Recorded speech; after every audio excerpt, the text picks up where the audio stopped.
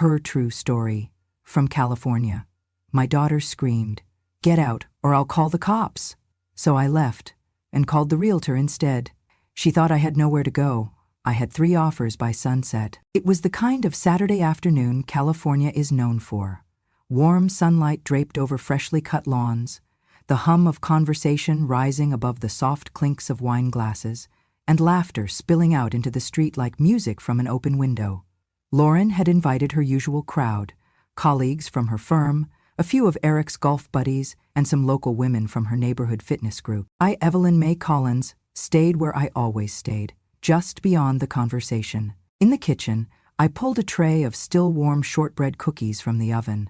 It was an old recipe, handed down from my mother.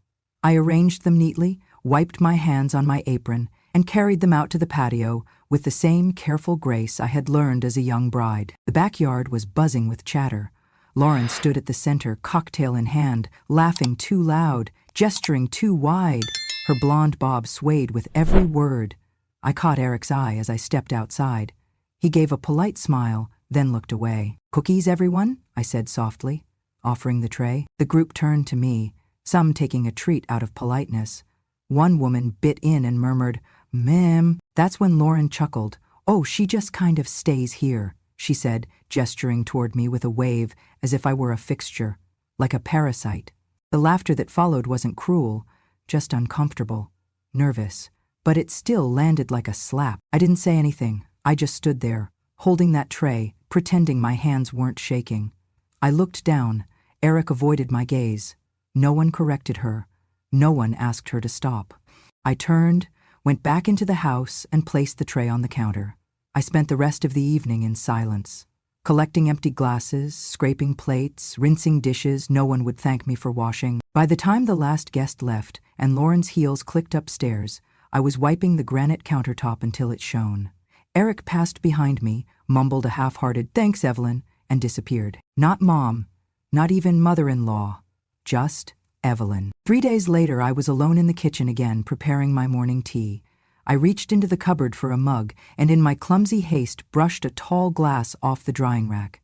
It shattered on the tile floor with a sharp, echoing crash. "Damn it," I whispered to myself, bending down to pick up the shards. I didn't even hear Lauren enter. "What did you do now?" she barked. "I'm so sorry, She held up a hand to stop me. "You should know your place," she said, her voice tight. "Don't think you have a right to be here." I looked up at her, pieces of glass still in my hand. "Lauren?" "No," she snapped. "You think just because you're old, you're entitled?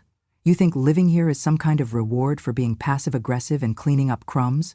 "I didn't mean, I swear to God," she hissed. "If you don't get out of this house, I'll call the cops." I froze. Lauren had always been sharp, rude even. But this was different. "I'm your mother," I said softly. "This is You think that matters?" she cut in, pulling her phone out of her back pocket. "Get out, now, or I swear." I thought she was bluffing until I saw her thumb tap the screen, heard the dial tone, and watched her press the phone to her ear. "Hello, yes?" she said calmly. "I need to file a trespassing report." I didn't hear the rest. I walked past her, out the back door, into the garden where my rosemary and daisies still bloomed. I stood among them, my breath shallow. The sun suddenly too bright. This garden had been mine. The soil under my nails, the seeds I planted, the afternoons I spent pruning with care and hope. It was the only place in this house that still felt like me, and yet even here, her voice reached me. Sharp and certain, speaking to someone on the other end of the line. She was really doing it. She was calling the police. In that moment, standing barefoot on the back patio, surrounded by everything I had grown, I understood something I hadn't wanted to face for months, maybe even years. Lauren didn't see me as a mother. Not anymore. She saw me as an obstacle, an embarrassment, a burden to be removed. And for the first time since Paul died, I didn't feel old. I didn't feel tired. I felt awake, cold and awake. This wasn't my home anymore, but it was still my house. And now, for the first time in a long time, I was going to act like it. It was the spring of 1983 when Paul and I first stepped into the old Victorian fixer-upper, nestled on a quiet street in a sleepy California suburb. The paint was peeling, the floors creaked with every step, and the kitchen tiles looked like they hadn't been touched since the 1950s. But to us, it was a castle. We had been married 16 years by then. 16 years of clocking in early, clocking out late, saving every dime. We didn't honeymoon in Paris. We honeymooned in a borrowed cabin upstate, cooked canned chili on a portable stove, and drank hot cocoa under one blanket. That was our style. No extravagance, just effort. Paul ran his hand across the banister that day and grinned like a man seeing his future take shape. "It's got good bones," he said. "Like us." And so, we bought it, the tired house with chipped shutters and a patchy lawn, and made it our home. I remember painting the living room walls together one summer morning, Paul balancing on a ladder in faded jeans, humming old country songs under his breath. Lauren, just 6 years old, danced barefoot across the drop cloths, her hair tied up in 2 messy pigtails. "Careful, baby," Paul warned her, smiling, "or Mama's gonna paint you instead of the walls." She giggled, spinning in circles, a splotch of green already on her cheek. We didn't have much, but we had warmth. Dinners on the front porch, homemade Halloween costumes, hand-sewn curtains, a backyard garden that was more weeds than vegetables, but mine all the same. That house watched us become a family. It watched me cry when Paul got laid off, then cheer when he found a job fixing HVAC units. It saw birthdays, scraped knees, school projects, sleepless nights. It held our memories, layered into its very wood. And when Paul got sick in 2006, it became our final chapter. We turned the downstairs den into a bedroom for him because stairs became too much. I cooked soup and rubbed his back through the worst nights. He passed away quietly one morning in that same room, sunlight streaming through the blinds. I stayed in the house another 5 years after that. Every creak, every corner carried his voice. Sometimes I'd walk past the living room and swear I could hear him humming. But grief has a way of hollowing out even the warmest spaces. In 2011, Lauren suggested I move in with her and Eric. "It'll be better for both of us," she said. "You won't be alone anymore, and we've got the space now." At first I resisted. The house was mine after all. It wasn't grand, but it was mine, and it still smelled faintly of Paul's aftershave. But loneliness is a tricky thing. It can make even ghosts feel like company. So, I agreed. I packed up my life, the wedding photos, the crockery, the memories, and handed the keys to a property manager to rent the house out for income. I moved into the guest room of Lauren's suburban 2-story, thinking I'd be surrounded by warmth again. At first, it was pleasant. Lauren brought me tea. Eric helped me set up my bookshelves. I thought, maybe this is the next chapter, a shared home, a second chance at family closeness. But over time, the lines blurred. She started reorganizing my things. My knitting basket disappeared. My old clock was replaced by a sleek digital one. The home began to feel less like ours and more like hers, like I was a visitor. Then came the rules. No boiling garlic, no watching TV past 10, no guests without her approval.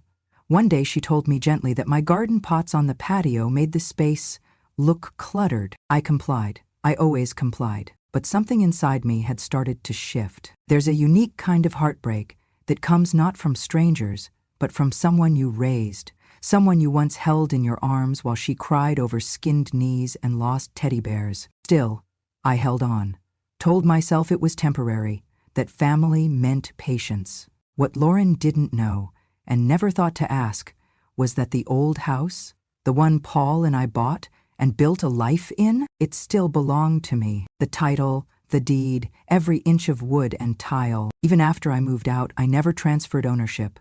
Not to Lauren, not to anyone.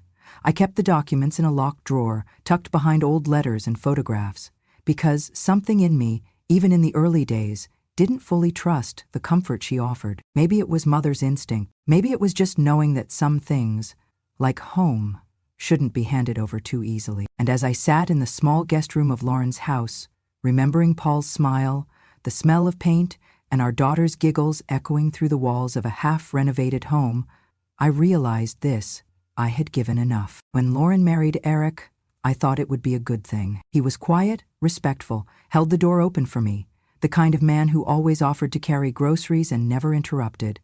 But what I didn't realize then was that Eric's silence would become a shelter, not for me, but for Lauren's cruelty. It started small, as these things often do. Mom, maybe don't cook with fish sauce. The smell lingers. Could we avoid fried foods during the week?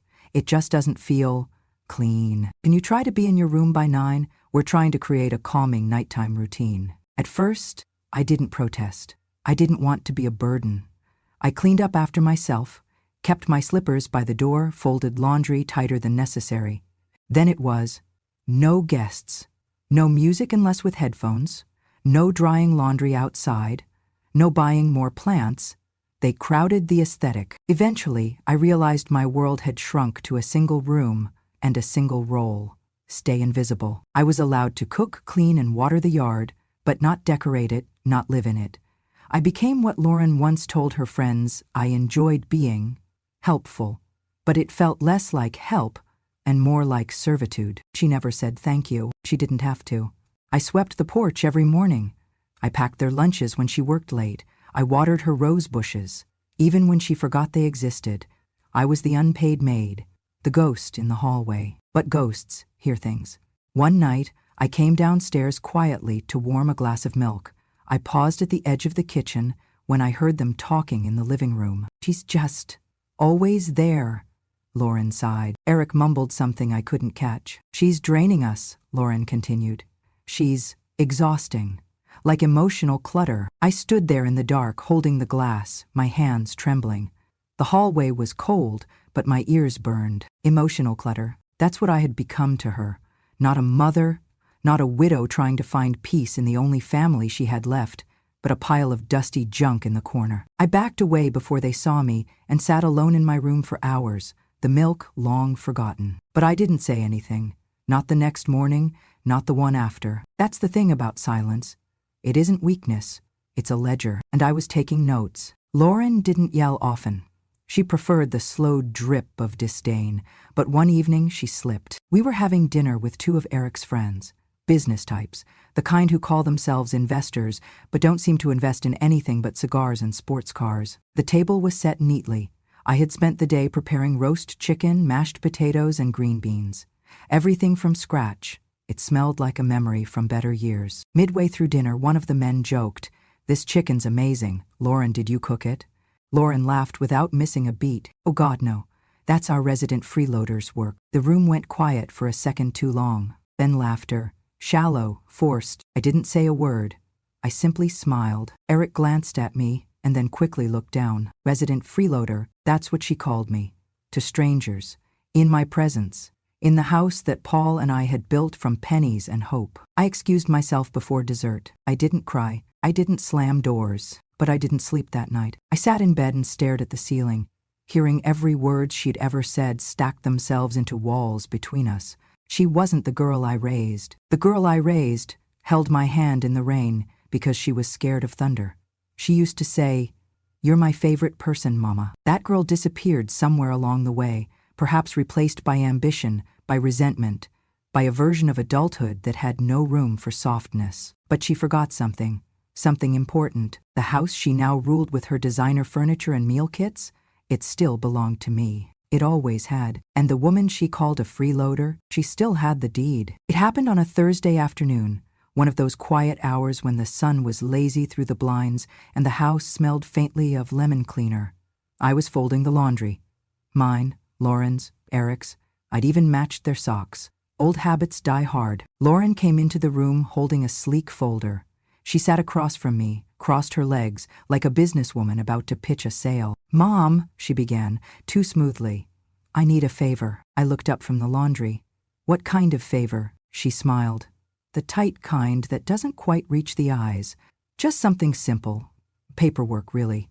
It's about the house." My body stiffened. "What about it?" "It would just make things easier if it were in my name. You know, for tax purposes, refinancing, equity applications. Nothing changes. You'd still live here, of course. Still live here, in my own house." "I don't think that's necessary," I said quietly, folding a towel with deliberate care. Lauren sighed, as if I were being difficult. "It's just a signature. You wouldn't even have to go anywhere. Walter could notarize it. if he's still alive. I looked her square in the eyes. Now, the silence that followed was thick. No? She echoed, as if the word itself offended her. No, Lauren. That house is still in my name. It's the only thing your father and I built together. I'm not signing it away. Her lips tightened. She stood abruptly and left the room. I thought that would be the end of it. I was wrong. A week later, I received a phone call from my bank. They had questions about a mortgage application tied to my address. Confused, I asked for more information, and that's when I learned that Lauren had attempted to secure a home equity line of credit in her name, using my house, using forged documents that listed her as the primary owner. I asked for copies. The bank, sensing something was off, complied. There it was, my daughter's signature on papers claiming she was the rightful owner, that she had inherited the property, that she had taken over care of her elderly mother and was now handling all financial decisions. I stared at the documents for a long time, my hands trembling. It was no longer about disrespect. It was theft. Later that evening, I confronted her. Calmly. I didn't raise my voice. I spoke to the bank, I said, standing in the doorway of her pristine kitchen. I know what you did. She didn't flinch. She poured herself a glass of water. You shouldn't be poking around in things you don't understand, Mom. I understand perfectly, I said. You tried to steal this house. She leaned against the counter, sipping her water, then set the glass down and looked at me. Look, she said, voice suddenly sharp. You're not getting any younger. You don't work. You don't contribute. All you do is occupy space. I take care of this house, I said. I cook. I clean. You exist, she interrupted. Like wallpaper. That hurt.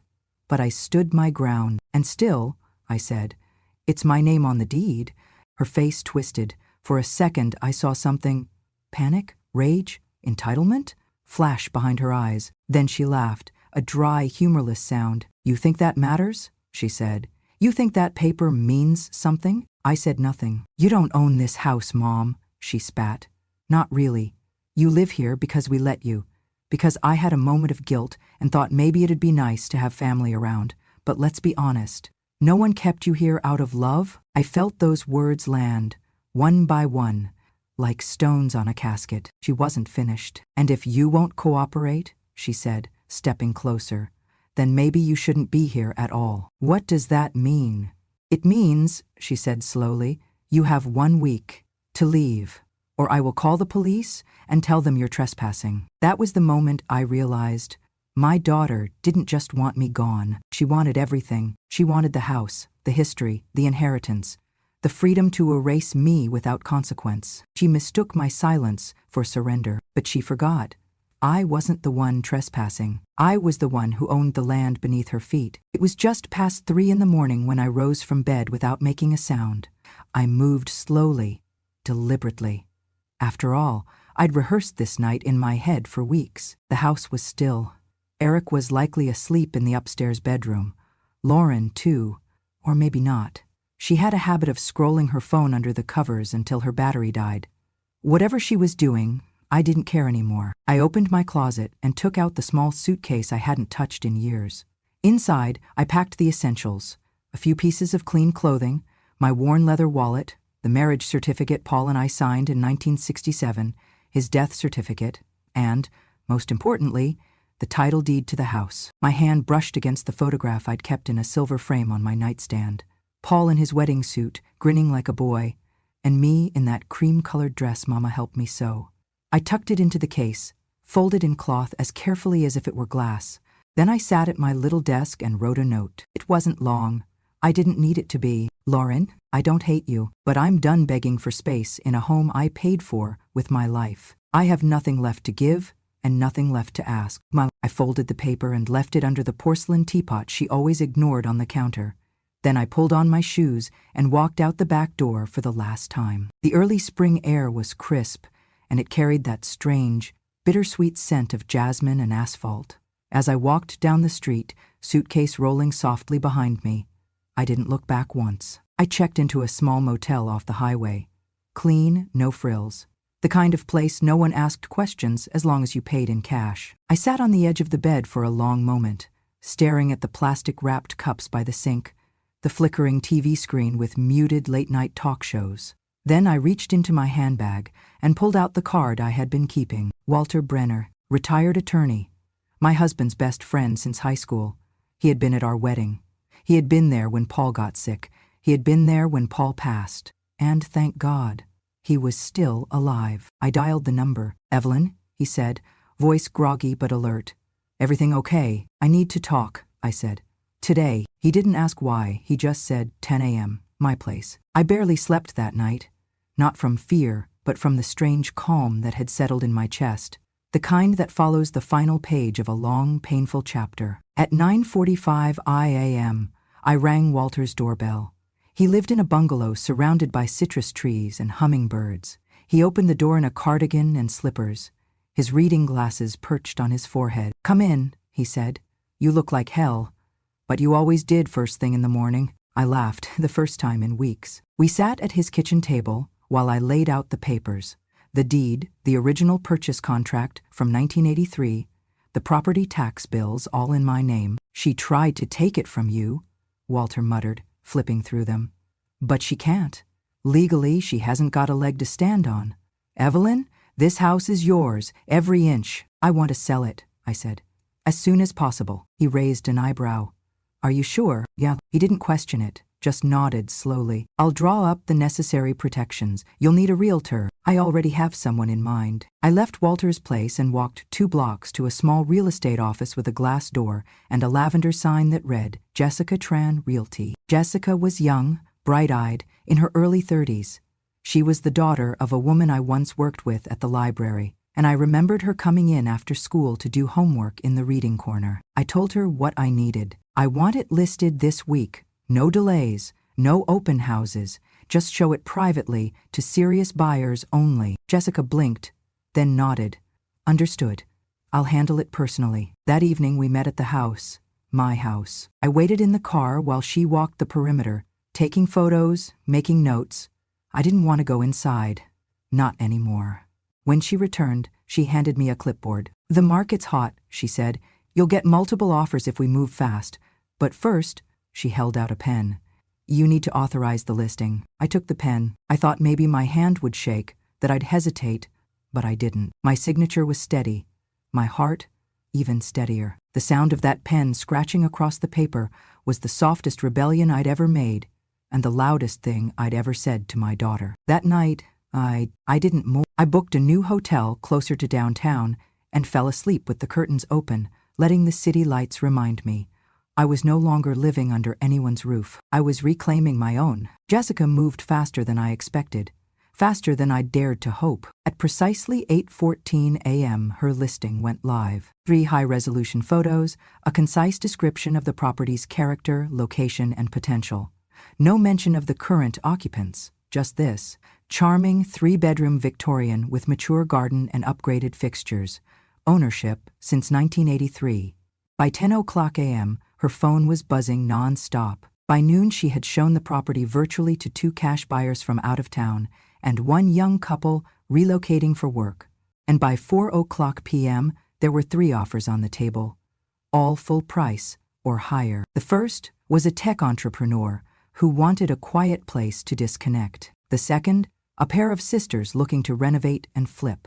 The third was a divorced woman in her 50s named Diane, who had recently received a settlement and was looking for somewhere to start over. I chose Diane, not because of the money, though hers was the cleanest offer, all cash, but because she spoke to Jessica with the kind of voice I used to have, tired, kind, and firm. Jessica texted me the contract. I reviewed it in silence, my reading glasses perched low on my nose, hands steady. I clicked sign. It was done. By sunset, the house was no longer mine, but also no longer hers. I sat in my motel room watching the orange light spill over the blinds, the sky fading into shades of lavender and steel. My phone buzzed beside me. "Lauren." I didn't answer. The next call came 20 minutes later. Then another. Then another. By the time I had finished brushing my teeth, she had called 7 times. No voicemail, no text. She didn't want to explain. She wanted control. I set the phone on silent and placed it screen down on the nightstand. The next morning, Lauren's world shifted. At 8:30 a.m., a courier arrived at her door with a certified envelope. Inside, The legal transfer of ownership. Signed, notarized, irrevocable. The property now belonged to Diane Westfield, effective immediately. Accompanying it was a formal notice of tenancy termination, 7 days to vacate, or the new owner had the right to pursue legal eviction. The envelope bore my name in the sender line. Not Mom, not Evelyn, just E.M. Collins. I imagine Lauren stood there for a while, rereading the pages, searching for some loophole, some missing clause. But there wasn't one. What she never understood, not once, was that I never needed to scream. I only needed to remember what was mine and use it. By noon, Jessica texted to let me know she had received a voicemail from someone sounding panicked. Lauren had called her, pretending to be the true homeowner, trying to dispute the sale. Jessica simply replied, "All documentation is verified and filed with county records. Ms. Collins is the sole legal owner and has executed her rights within full capacity. This conversation is over." Lauren then called me 8 times. She left one message. "Mom, what are you doing? You can't sell this house. We live here. Are you losing your mind? Call me back. Please. This isn't funny." That word again, we. She never said you. She never once said, "You built this," or "You lived here first," or "I'm sorry." No. In her mind we lived there. And now we were being removed. But I wasn't. Just her. By dinner time, my phone had rung 24 times. I didn't pick up once. I watched the sun dip low over the skyline through the motel curtains. Outside, cars moved like ants through glowing veins of traffic. Inside, I sipped the same kind of tea Paul used to make me during stormy nights. Lauren didn't leave a second voicemail. She knew by then I wasn't bluffing, and I wasn't coming back. It didn't take long for the neighbors to notice. By midweek, the whispers began. Cars slowed a little when passing the front of the house. Lawn sprinklers hissed into silence, just long enough for someone behind the hedges to mutter, "Is that the daughter getting kicked out?" By Friday, the rumors had a rhythm. "She's getting evicted." "No, she's squatting." Can you believe it? Her mother sold the house without saying a word. I thought that place was in the family. And the worst of all, the one that echoed long after doors closed. Imagine being thrown out of your mother's house? Can't even imagine. Or heard them. She stepped outside that morning with her sunglasses on, a too bright lipstick, and her chin held unnaturally high. But the plastic bags under her eyes and the tension in her jaw betrayed the truth. She packed slowly, hoping someone, anyone, would intervene. That I'd appear with a change of heart. That some miracle would undo the very thing she'd spent years daring me to do. But no miracle came. Just silence. And a moving truck she had to pay for herself. When she finally wheeled her suitcases down the porch steps, 2 expensive Samsonites packed to the brim, she clutched her phone like a lifeline. It buzzed every few minutes with spam, updates, unknown numbers. But not from me, not once. She called again, and again, and again. I didn't pick up. Not because I was cruel, but because I had already said everything I needed to say. She had never heard me before. She'd only ever talked at me. And now, my silence was the loudest message I could send. Eric didn't help her carry a thing. He stood by the car, arms crossed, eyes distant. When she tried to hand him one of the bags, he stepped back. "I'm going to my mother's," he said flatly. "I didn't know you went that far." Lauren blinked. "Eric!" He didn't wait for her to finish. He just shook his head, got in the car and drove off. She stood there, alone on the curb, with 2 suitcases and a phone no one answered. That night, around 9 p.m., I heard a knock at the security gate of my new apartment. I had just made tea, mint and chamomile. The city glowed beyond the glass, skyscrapers like tall candles flickering in the night. My new home smelled of wood polish and quiet, the kind of quiet I hadn't known in years.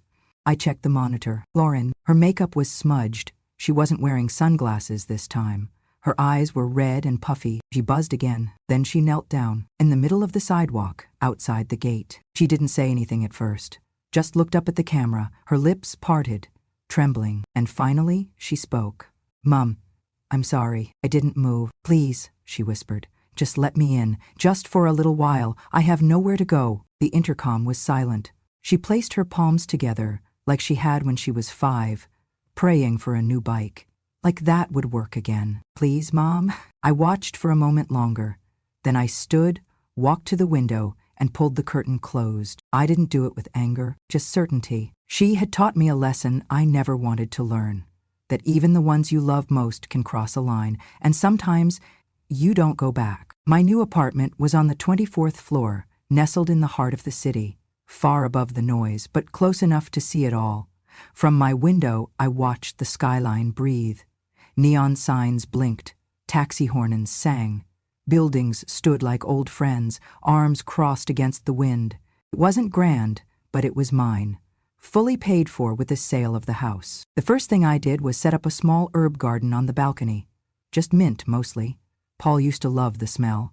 I'd crush a leaf between my fingers some mornings and let the aroma drift over my coffee. Peaceful. The apartment was quiet in the best way. Not silent like fear, quiet like rest. One evening, I brewed a cup of mint tea, pulled my shawl around my shoulders, and stood at the window as dusk folded the city into soft shades of lavender and ink.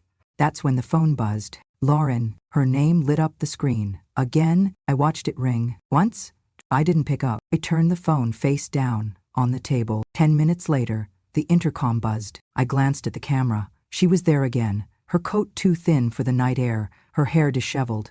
She clutched a duffel bag and stood beneath the streetlight like someone who had run out of time. "Mom," she said into the speaker, voice cracking. "Please, let me stay. Just for a while. Just until I figure things out." I didn't answer right away.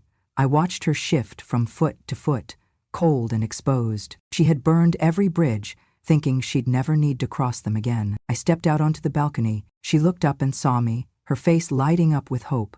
The kind that makes you wish you didn't have to be the one to extinguish it. I said nothing for a long while, just looked at her. And then, softly, with the same calm she once mistook for weakness, I said, "Don't ever think you can trick an old woman, especially your own mother, twice. No one bathes in the same river twice." Her eyes widened and then fell.